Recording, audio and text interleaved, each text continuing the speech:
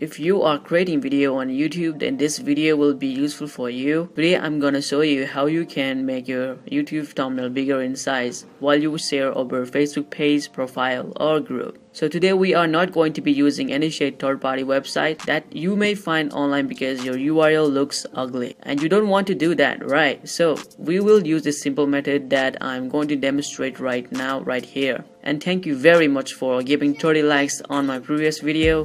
So today's aim will be 35 likes to this video, and I know you will do it. So if you guys are new to my channel, then firstly welcome to my channel, and if you love this type of video, then please be sure to subscribe to my channel because I love to make this type of video a lot. And also click on that notification bell icon. Once you have subscribed, then comment as Yo Hacks, I've subscribed to you. And if you are my loyal returning subscriber, then like this video and comment as Hack Squad. And without further ado, let's get started with this video right now.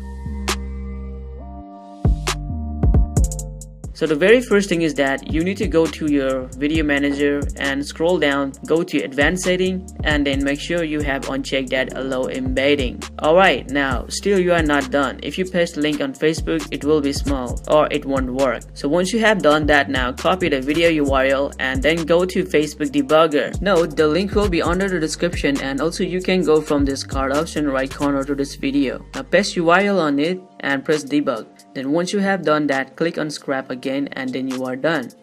Now you can paste that link to anywhere on the Facebook group, Facebook page or your profile. It should show big high quality thumbnail without third party site, which I think is really good to use this way. And wait a minute, if you guys love tech updates and solution, feel free to join our Facebook group Tech Room Reload. You guys are heartily welcome to our group. Link will be under my description box. So that's all for today. If you have any question, then feel free to comment your question. I will reply you as soon as possible.